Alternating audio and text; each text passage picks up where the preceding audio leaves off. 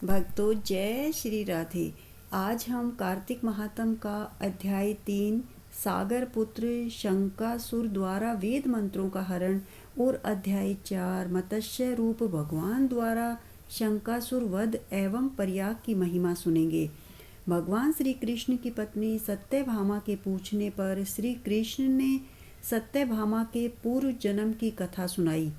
सूत जी यह कथा सुनाने के बाद ऋषियों से बोले कि हे ऋषियों, अब मैं तुम्हें आगे की कथा सुनाता हूँ।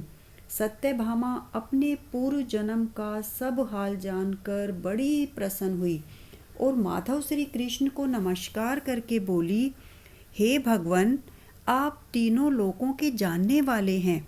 आप काल स्वरूप हैं और सब काल समय के समान हैं।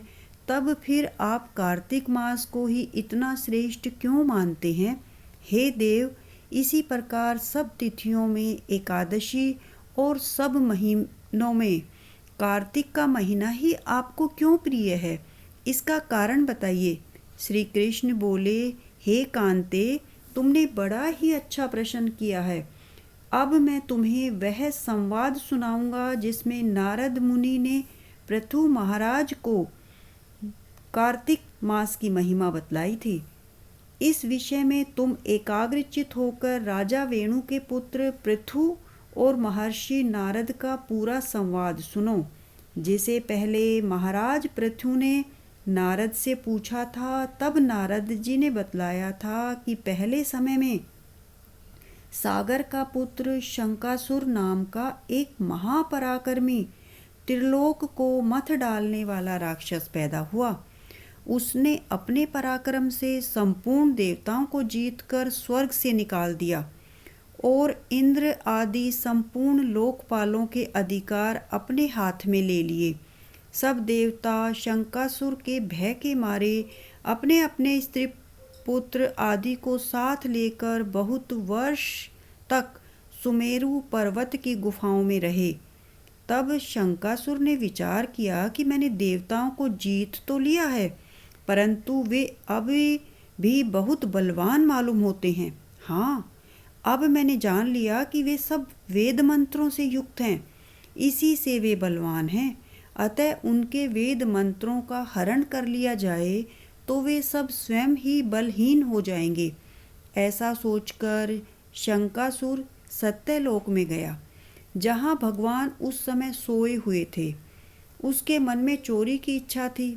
इस कारण जब वह वेद मंत्रों को चुराने लगा, तब बीजों सहित वेद मंत्र भी उसके भय के कारण इधर उधर पानी में छिपने लगे।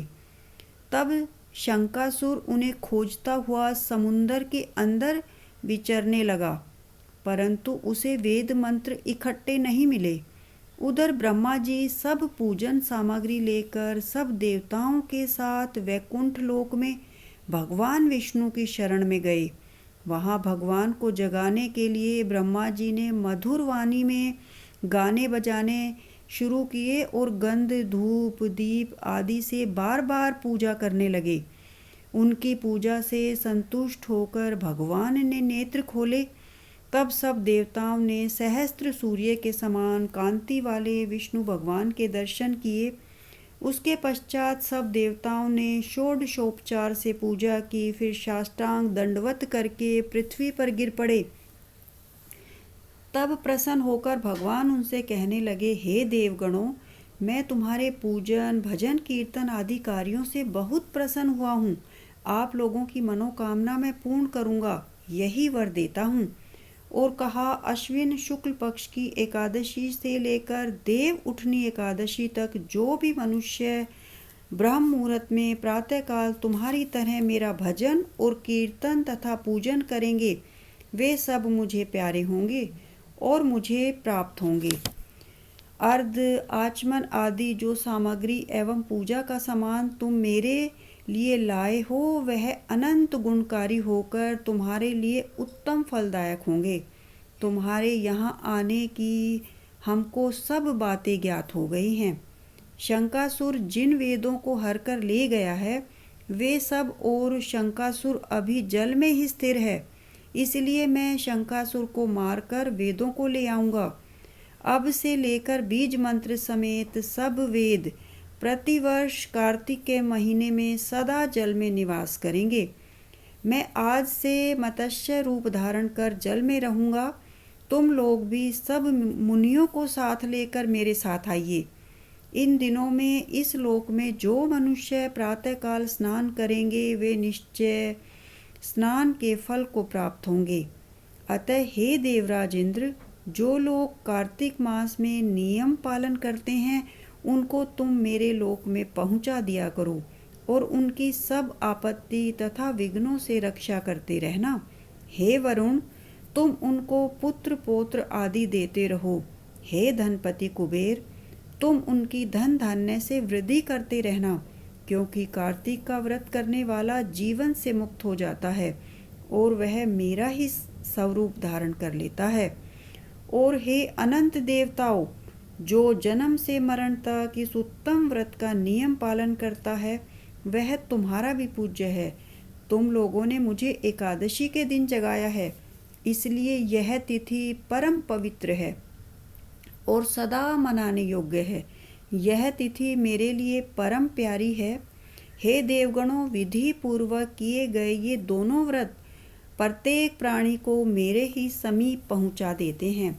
इनके समान न कोई तीर्थ है, न कोई दान है और न कोई व्रत है जो स्वर्ग दे सके। चौथा अध्याय मत्स्य रूप भगवान द्वारा शंकासुर वध एवं प्रयाग महिमा। नारद जी आगे बोले, इस प्रकार देवताओं को कार्तिक और एकादशी की महिमा बताकर भगवान विष्णु ने मछली का रूप धारण किया और वहां पहुंच गए जहां विंध्याचल ऋषि कश्यप पूजा कर रहे थे। जब ऋषि ने अपनी अंजलि में उस मछली को देखा तो उस पर दया करके उसे अपने कमंडल में डाल दिया। वह मछली रूपधारी भगवान जब कमंडल में नहीं समाई तो उसे कुएं में डाल दिया। कुएं में भी वह नहीं समाई तब तालाब में डाल दिया, और जब तालाब में भी नहीं समाई तब उसे समुंदर में डाल दिया। तब वहाँ मत्स्य रूपधारी भगवान ने शंकासुर को मार दिया और उसे अपने हाथ से दबाकर बद्रीवन को चले गए। वहाँ सब ऋषियों को बुलाकर भगवान बोले कि जल के भीतर वेद मंत्र बिखरे पड़े हैं, तुम उन्हें जाकर ढूंढो और बहुत शीघ्रता पूर्वक रहस्यों समेत वेदों को जल में से निकालकर मेरे पास ले आओ। तब तक मैं देवताओं समेत प्रयाग में निवास करूँगा। नारद जी बोले, तब तपोबली उन ऋषि मुनियों ने अपने तपोबल से बीज और यज्ञ मंत्रों सहित वेदों को निकाल लिया। उन ऋषियों में से जितना भाग जिसने निकाला उस भाग का वही अधिकारी हुआ और उसी ऋषि के नाम से प्रसिद्ध हुआ। उसके पश्चात सब मुनि मिलकर उन खोजे हुए वेदों को साथ लेकर प्रयागराज को चले आए और प्राप्त हुए वेद ब्रह्मा के साथ विष्णु भगवान को अर्पण कर दिए। संपूर्ण वेदों को पाकर ब्रह्मा जी ने प्रसन्नतापूर्वक सब ऋषियों सहित अश्वमेघ यज्ञ किया। यज्ञ के पूर्ण होने पर देवता गंधर्व आदि सब पृथ्वी पर दंडवत प्रणाम करके भगवान विष्णु की प्रार्थना करने लगे। देवता बोले, हे देवादिदेव, हमारी प्रार्थना सुनिए। यह समय हमारी प्रसन्नता एवं आनंद का है, इससे आप हमको वरदान दीजिए। हे लक्ष्मीपति, इस समय ब्रह्मा जी ने इस स्थान पर नष्ट हुए वेदों को फिर से पाया है और हमने आपकी प्रसन्नता के कारण यज्ञ के भाग प्राप्त किए हैं। इसलिए हे भगवान, आपके प्रसाद के कारण यह स्थान प्रयाग पृथ्वी में अत्यंत श्रेष्ठ और पुण्यों का देने वाला हो तथा यहाँ की महिमा भी ब्रह्म हत्या आदि पापों को दूर कर अक्षय फल को देने वाली हो। यह वरदान हमको दीजिए। श्री विष्णु भगवान बोले, हे देवताओं, जो कुछ तुमने कहा है वह मुझे बड़ा प्रिय लगा है। मैं तुमको वर देता हूँ, ऐसा ही होगा। यह स्थान ब्रह्म क्षेत्र नाम से प्रसिद्ध होगा। सूर्यवंशी राजा भागीरथ यहाँ गंगा जी को लाएंगे और इसी जगह पर सूर्य की पुत्री यमुना जी से संगम होगा। ब्रह्मा आदि तुम सब देवता मेरे साथ यही निवास करो। यह स्थान तीर्थराज प्रयाग के नाम से प्रसिद्ध होगा और जो लोग यहाँ दान, तप, व्रत, होम, पूजा आदि कर्म करेंगे वे अनंत फलदायक तथा मेरे पास पहुँचाने वाले होंगे। जन्म जन्मांतरों में किए गए ब्रह्म हत्या आदि पाप भी इस तीर्थ के दर्शन मात्र से नष्ट हो जाएंगे। जो मनुष्य मेरे समीप इस स्थान पर शरीर त्याग करेंगे वे मोक्ष को प्राप्त होंगे। जो लोग अपने पितरों का यहाँ श्राद्ध करेंगे उनके पितृगण मेरे स्वरूप को धारण करेंगे। यह काल समय भी मनुष्यों को पुण्य फल देने वाला होगा। मकर की संक्रांति में माघ मास में प्रयाग स्नान करने से तथा उनके दर्शन मात्र से ही संपूर्ण पाप ऐसे नष्ट हो जाते हैं जैसे सूर्य से अंधेरे का नाश हो जाता है। मकर के सूर्य में प्रातःकाल स्नान करने वाले अपने समीप अपना स्वरूप इस प्रकार 3 प्रकार के मुक्ति क्रम को प्राप्त करेंगे। हे मुनीश्वरों, मैं सर्वव्यापी होता हुआ भी बद्री वन में सदैव निवास करता हूँ। जो फल अन्य जगह 100 वर्ष तप करने से मिलता है वह तुमको यहाँ 1 दिन में ही प्राप्त हो जाएगा। उस स्थान के दर्शन करने वाले मनुष्य जीवन मुक्त हो जाते हैं। उन्हें कभी कोई भी पाप नहीं लगता है। सूत जी बोले, नारद जी कहते हैं कि हे राजा पृथु, भगवान विष्णु ऐसे कहकर ब्रह्मा जी सहित वहीं अंतर्ध्यान हो गए और इंद्र आदि देवता भी अपने अंशों से अंतर्ध्यान हो गए। जो मनुष्य शुद्ध चित्त से इस पवित्र कथा को सुनते हैं या सुनाते हैं उनको प्रयागराज और बद्री वन में जाने का फल मिलता है। 4था अध्याय समाप्त।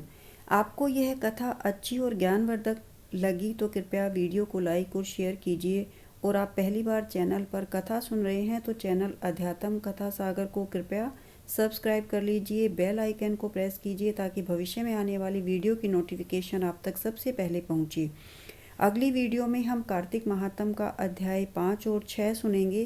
कार्तिक महात्म अध्याय 1 और 2 भी आप सुन सकते हैं इससे पहली वीडियो में। धन्यवाद।